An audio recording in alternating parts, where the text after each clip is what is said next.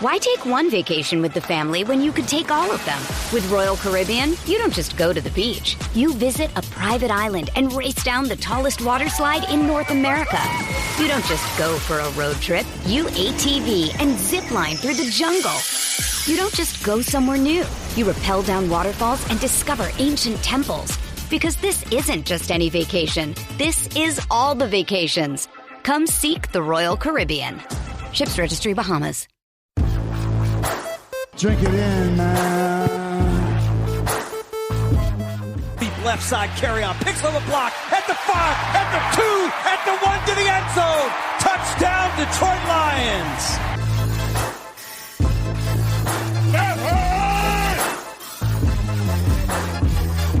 Drink it in, man. Get up, Stafford throws. It is end zone. Caught! Oh, baby, what a catch! Kenny Galladay, you're a freak! What a catch! Touchdown, Detroit Lions!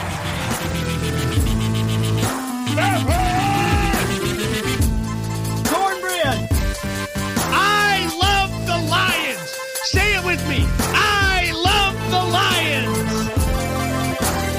Drink it in, man. Welcome to the Detroit Koolaid, everybody. This is Griff coming at you here on a Friday. It's been beautiful all week here in the state of Michigan. It looks like a little bit of summer's just trying to hang on before we go back into that cold snap once again. I'm here to brighten up your Friday, get you ready for the weekend. A beautiful weekend, supposed to be low 70s here. So once again, if you're at home, there's no football on, being it's the bye week for the Detroit Lions. Feel free to watch another team. I know there's a little college football on Saturday. Hey, maybe you got to go outside and rake up some leaves because they are falling out of the trees. But feel free, maybe go for a walk. Just remember social distancing. Wear a mask if you head out. But it's such a beautiful weekend. Maybe the last beautiful one of the year. So please take advantage of it. Without the Lions playing on Sunday, maybe you dig out the grill one last time. Grill up some steaks. That way you don't have to worry about checking and watching the game and stuff like that. Oh my gosh, it's supposed to be so beautiful. So once again, everybody, TGIF, thank God it's Friday. So like I mentioned before, it is the bye week, and a lot of things can happen during a bye week. Sometimes teams tend to get rid of coaches. That happens every once in a while. We all saw earlier the Texans did get rid of Bill O'Brien, putting him out there on the market, and all of a sudden his name's getting thrown around here for the Detroit Lions. But generally teams use it to just kind of take a step back, get a little healthy, assess where they're at. Justin Coleman will be eligible to come back after the bye week, and once again, we all know the Detroit defensive backfield could use him. So getting him back will definitely be a help. I know the team and the coaches are looking to see where they can improve, what they need to improve on. It might be something I talk about a little later here on this show, what the team could improve on. So I know you're all looking forward to that as well. But it also gives the fans a kind of, a chance to, take a step back, kind of reassess their fandom, how they feel about the season, especially coming off that New Orleans loss. I'm sure Derek covered it, and I'm sure Derek, covered it for you, and, talking about it on the Wednesday show. So I just want to touch base on it. Once again, fast start, had a little bit of hope, and then they, I guess the Saints decide they want to show up and play, and rattled off 35 unanswered points. It's just once again another tough one to watch.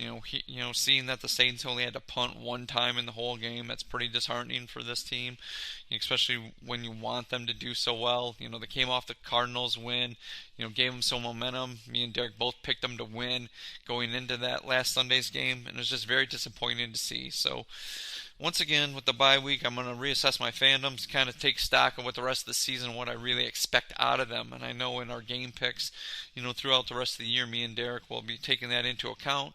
I think I had them at 11-5, and I'm pretty much doubting that right now. Looking at the schedule right here, after the bye week, there seems to be some spots where you could pencil in a W. But right now, every game seems to be tough for Detroit. They seem to be struggling here and there. But bye week's up. Once again, relax. Have a cold one.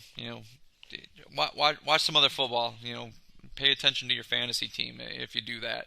Just gives you a week off, from getting nerved up from watching the Detroit Lions. So everybody have a good weekend without watching the Lions, and just it's football. Just enjoy the rest of the season and the other teams playing this week.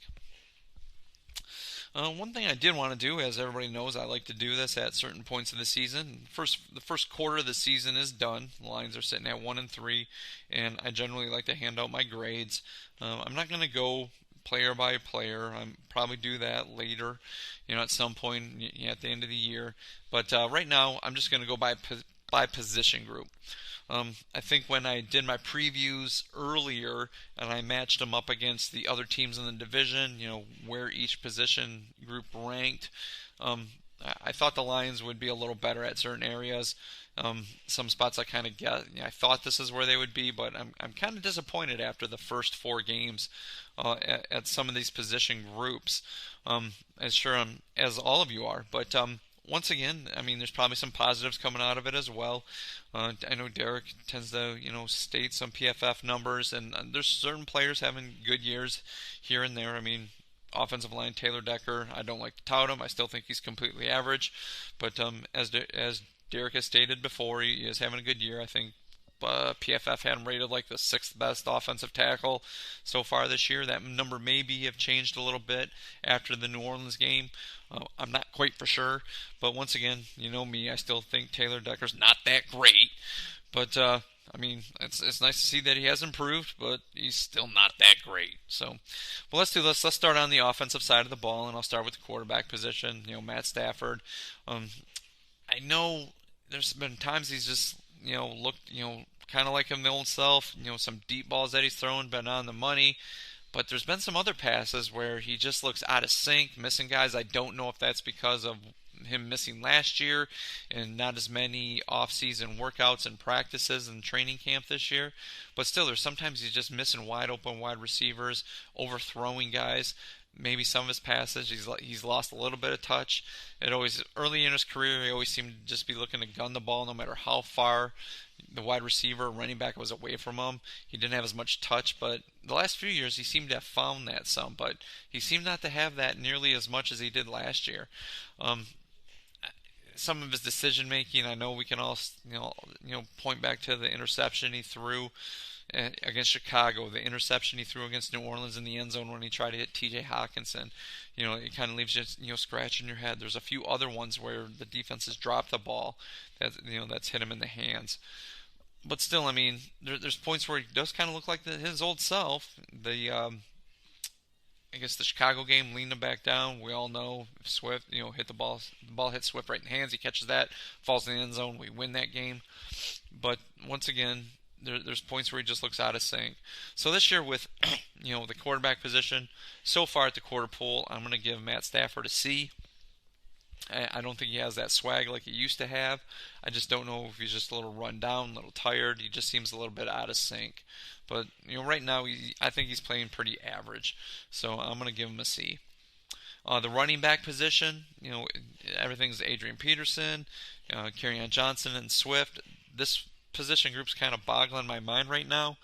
It seems like, they really want to focus on Peterson, and he'll have a great game. Last game against the Saints, I believe he had 11 carries for like 36 yards, something like that. He averaged somewhere around 3 yards a carry, which, as we all know in the pro game, ain't that great.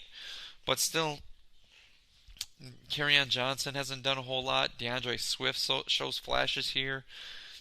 And I don't get it at points. Kerryon does a pretty good job picking up blitzes. Peterson runs hard. I still think he runs better with a fullback in front of him, and it seems like they're not doing that nearly as much, just trying to get the three wide receiver sets out there. And Swift, there's games he has, he's on the field for 6 plays, and it seems like he played a little more last game against the Saints. But still, this run game isn't where we expected it to be with the signing of Adrian Peterson, with a healthy Kerryon Johnson, with taking DeAndre Swift in the second round. We thought this run game would be better than what it has been. Right now, I'm going to give him probably about a C-. I know some people might think it's a little more because what Adrian Peterson has done, but still, it he has his hit or miss games. I mean, he looked great the first game against Chicago, and then there's other games like last week against the Saints. I mean, the Saints have a pretty good run defense, but still, averaging 3 yards a carry. That's really hit or miss, up or down. I'm going to go with a C- for the running back position right now. Wide receiver group, I'm going to include the tight ends on this one as well. It's another group that seems to have a lot of talent there. The core definitely improved with Golladay coming back. They do look a little better at times, but still there's times they have had some drops, and it seems like they've haven't been on the same page on some of the routes with Matt Stafford. Once again, I don't know if that's because of the lack of off-season workouts or if they're just a little out of sync. But overall, I still probably think this is obviously the best position group on the offense so far, talent-wise, and I think they've produced a little more. I'm going to probably go with something a little higher and say maybe a B-. Galladay's obviously produced. Marvin Jones hasn't really done a lot yet. Amendola, he's pretty much that wily veteran doing what he does. Hawkinson has shown flashes here and there. It seemed like against New Orleans they tried to force feed him the ball a little more. Jesse James was there for the Cardinals game, and once again he's on the run again and nobody's seen him. The outlaw is out of town. He hightailed it out of town into the sunset. He hasn't been seen since. But still, with the rest of the talent on this, with who's produced what, I'm going to give these guys a B- so far. Offensive line, as I mentioned before, Taylor Decker's having a good year. I know, Derek, you can point to that, and you can say, look, see, Mike, he's great. It's a good thing we signed him when we did. It's 4 games into the season. Maybe he is producing a little better, but he's still completely average to me. He's still Jeff Backus to me. Jeff Backus had stretches where he did the exact same thing, where he would have really good games, and then he would just kind of fall off again. He's just average, and Taylor Decker's the same to me. Ragnow, there's points where he's just looks so dominant, and obviously probably could be the staple of this offensive line. Obviously the rock to hold everything together right there at the center. I think he has more ups than downs during the game so far this year, and he's looked really good to me. The rest of offensive line's been a little hit or miss. Jonah Jackson at points, he has shown that, why he's a rookie. He does get beat on some stuff here and there. On stunts, he's been, tricked a little bit here and there, and at other times, it's just that he's a rookie. I understand that. Let's see, they've had Crosby out at right tackle playing. Crosby, that guy that we thought would hope at some point would progress into be a good swing tackle. Somebody could play, maybe even take over for Rick Wagner when they released him. I don't think that guy's shown very much at all. He's shown exactly what, he is. I don't even think he's average. I mean, saying that he's not that great, even not that great, throwing the word great in there is even an overstatement. He's terrible. He's another guy. He gets beat a lot. He needs help. Need a lot of help out there. They bumped Hal Vaitai down to guard after Joe Dahl got hurt. Maybe it's. I think he's played okay so far. I realize it's only been a couple games, so I'm not going to say, well, they overpaid him, something like that. It's only been a couple games, so I'm going to give him kind of more of an incomplete grade. But overall, during the year, the offensive line, they've been decent at points, but, against the Saints, they didn't look that great. And it's one of those things that I'm just hoping they gel, and maybe they get Joe Dahl back so they can put Vaitai out at right tackle, what they were looking to do, and they can go from there. But right now, with the offensive line where they're at, I mean, there's points where the lines are throwing up numbers, and the running backs are finding, some holes and some gaps. I'm just going to give these guys a C right now, and I'm hoping they progress a little more. But there's points where they look good, and there's points where it's still where it seems to be like Stafford's part of a, he just comes under pressure way too quickly. So let's see for the offensive line. On the defensive line, let's go to defensive line. This one, I'm going to give, I think I'm being generous by giving them a D. They haven't stopped the run. Danny Shelton has a flash here and there. Nick Williams boasting how they wanted to flip the script here in Detroit. That guy's done absolutely nothing. I realize he was hurt one game.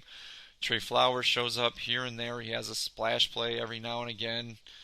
Still, I don't think he's making that money in that contract he wants. The other end, Aquara, and whoever they put out there. Romeo Okwara I think he had a sack in the Cardinals, and he had a pressure against the Saints where Drew Brees was able to shake it off and throw for a first down. Other than that, it just seems like there's nothing out of that defensive line. I mean, it seems they're really struggling to stop the run. I don't know if there's gap sound or whatever, but they seem to be getting pushed around an awful lot on that defensive line.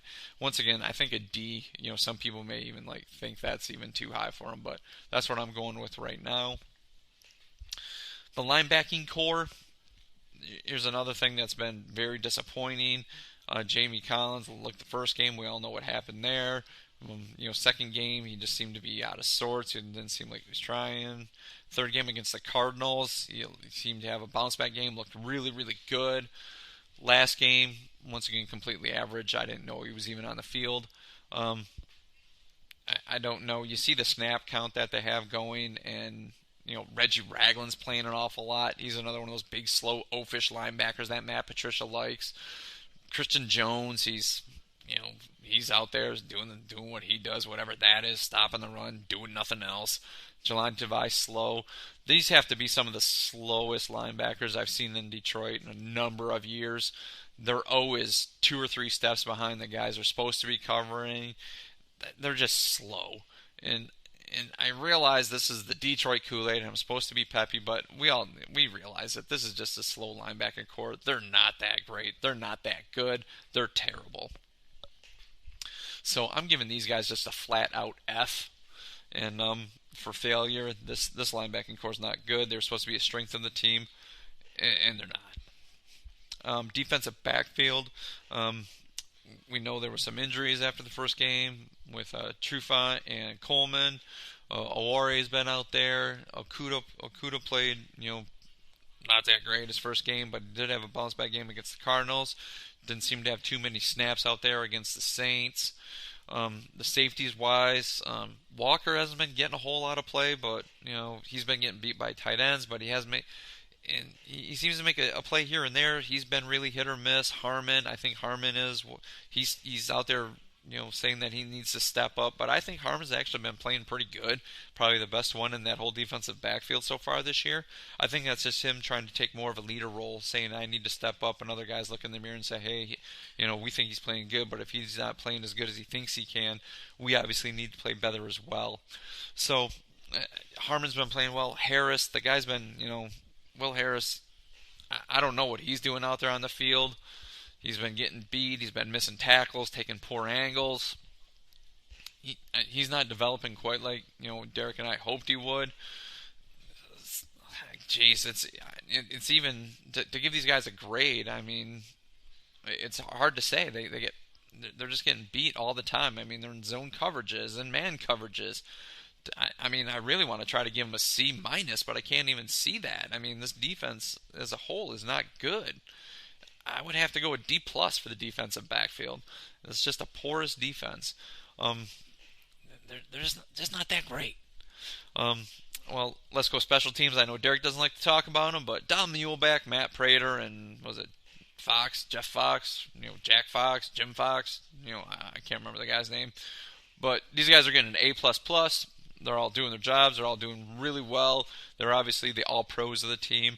And, I mean, they're the bright spot of the team. Matt Prater coming in, with his field goals. Fox flipping the field, booming those pumps. And as we all know, Don Muleback, he's, death taxes and Don Muleback doing what he does. So I'm giving those guys an A, the special teams guys right there. So there's my team grades at the quarter poll. Once again, hoping all those do improve and that the special teams continue to do what they do.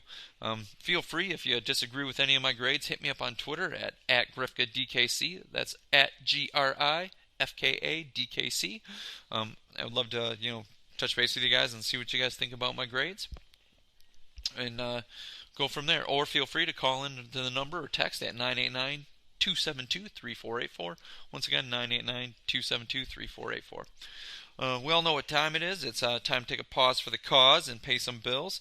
I'll be right back after this and touch base with the last thing I want to talk about. Why take one vacation with the family when you could take all of them? With Royal Caribbean, you don't just go to the beach. You visit a private island and race down the tallest water slide in North America. You don't just go for a road trip. You ATV and zip line through the jungle. You don't just go somewhere new. You rappel down waterfalls and discover ancient temples. Because this isn't just any vacation. This is all the vacations. Come seek the Royal Caribbean. Ships Registry, Bahamas. Welcome back, everybody. Detroit Koolaid. Once again, it's Friday, and this is Grifka coming to you. Once again, if you like what you hear, hit subscribe. Tell your friends, give us a listen. Our podcast, mine and Derek's, are working at it, and it's slowly growing. And Derek's doing a great job, getting on the pub out there. And he has the other podcast, his Believe in Lines podcast with Benny Blades. Give that a listen. It's really enjoyable to listen to, and listen to Benny Blades talk and break down lines as well. But, if you like us, give us a rating. Any little bit can help. And once again, hit subscribe. We're here to talk lines with you guys. I know I've been a little down today, but I'm trying to brighten you guys' mood up just here a little bit as well. But what I want to talk about here is I know everybody's been kind of asking for it. Before the Cardinals game, Derek went on a little rant. And actually, it's kind of one of the worst rants I ever heard him say about the Lions. Guys, usually I always tease him. He's like kind of Joey Blue Skies. He's like sunshines and lollipops. Everything's great no matter what's going on. He can always look at find the silver lining with this team. And he just kind of had enough before the Cardinals game. And I was like, wow, I just kind of sat back and listened to him. And because all the Lions fans have heard me that listen to the podcast have heard me say that before. My biggest beef with this team is, I guess I kind of want to do that now, is like, I just talked about how bad the defense was. My biggest thing I want to rant about, and I know Derek was in his corner before, and I really liked it when he was hired. The only thing I really worried about, is I did mention it, was like, it seems like nobody off the Bill Belichick coaching tree ever pans out. That was my biggest worry. And right now my rant is, like, Matt Patricia, buddy. I mean, I got it. I mean, you're a smart guy, no rocket science, everything like that. But, like, kind of what are you thinking when you say, when I got here, we had a lot of work to do? I mean, the team was 9-7. Yeah, it didn't fit the mold you were looking at. They barely missed out on the playoffs, but they were in the playoffs, a couple other times before that. I know Derek preaches about, Caldwell was, the Detroit Lions country club mentality. Players were a little softer. They really liked him. He was the quote-unquote players coach. And, Patricia comes in here and says, I don't like that. I mean, come on, man. Did you really think it was all that bad? I mean, what have you changed it, dude? You tore it down and built this team in your image. How much more work do you have to do? I mean, really, your linebackers are slow. I covered that. You chased off some talent, the people that you didn't like in the locker room, Diggs, Slay, that didn't agree with you. I mean, Glover Quinn, he was another guy didn't like the way you worked, and so you chased him off. And come on, I got it. You want to be, you're the head coach. You're supposed to be the guy everybody looks to. You're the guy everybody minds to. Nobody should undermine you. But still, I mean, you got to stop being so rigid here, man. Your defense is terrible, and this is on you. And to say, like, oh, we came in here, we had a lot of work to do? Had a lot of work to do? No, you didn't. Do you say that when you go into a golden... I can see you saying that when you go into a Golden Corral. Oh, there's a lot of work to do here. Come on, man. Give me a break. There's not a lot of work to do. You took this team and you completely destroyed it. This is one of those teams where whoever comes in, maybe the Fords give you the rest of the year. Maybe they take everything into account. What happened this offseason. I just read a article where people were like, the writer, the author was like, Detroit fans just need to relax. They just need to relax.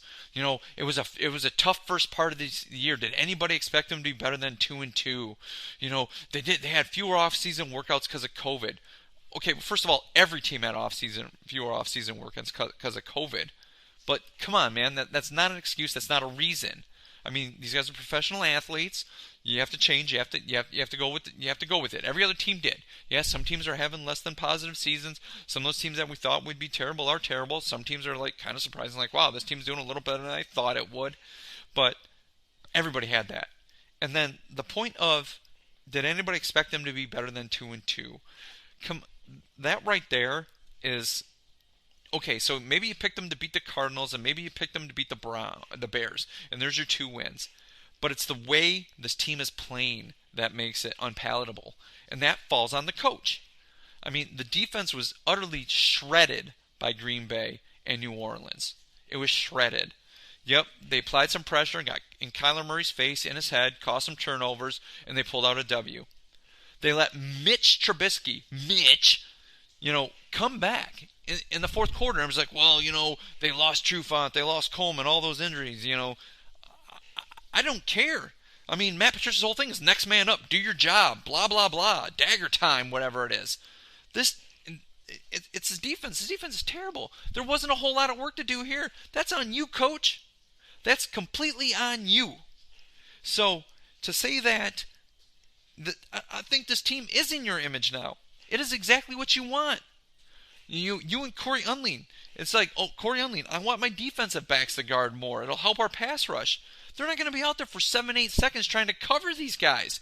This pass rush needs to be better. And it was either you didn't want to address it, but you and Bob Quinn are on the same page, but Trey Flowers isn't getting it done. Romeo Okwara, Julian Okwara, they're not getting it done. And once again, I'm not bashing on Okwara. It's only been a few games. I got it. Everybody thought maybe Deshaun Hand would come back and do like he did earlier, but, I mean, he has his hit or misses, but still, no pass rush. Your linebackers are slow, and you're not stopping the run. Coach, this team is in your image.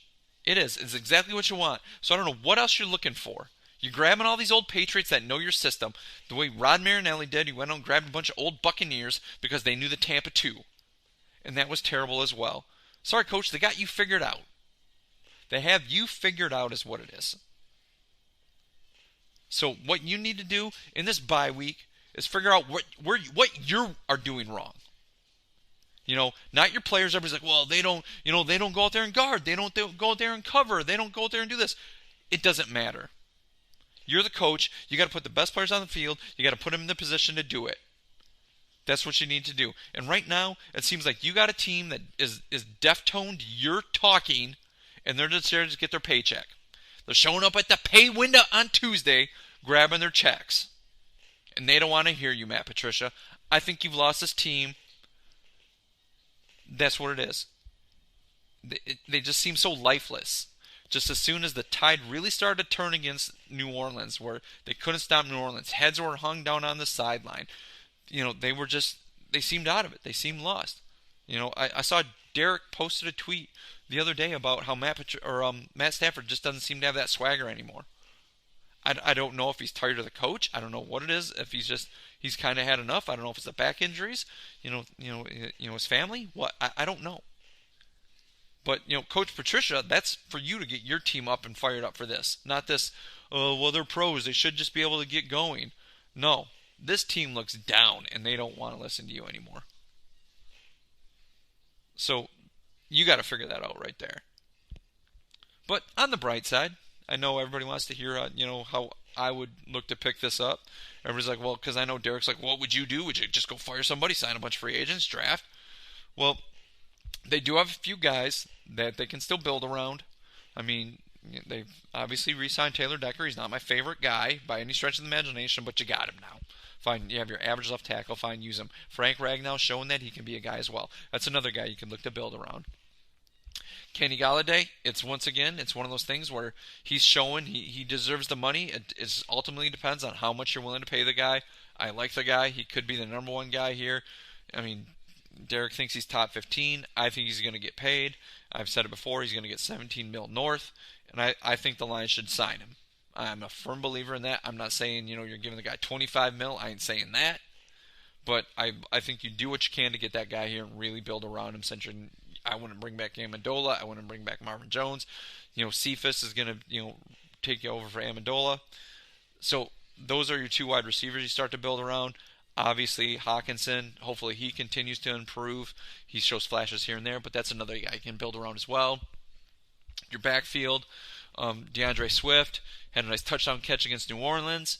Had a nice, scoot up the sideline against the Cardinals. Once again, we all know he should have caught the pass against the Bears, but still, that's a guy you can build around as well, and maybe keep Carry on as your number 2 back. Peterson's obviously, doesn't have a whole lot of tread left down the tires. He looks good here and there, but you're not building around him.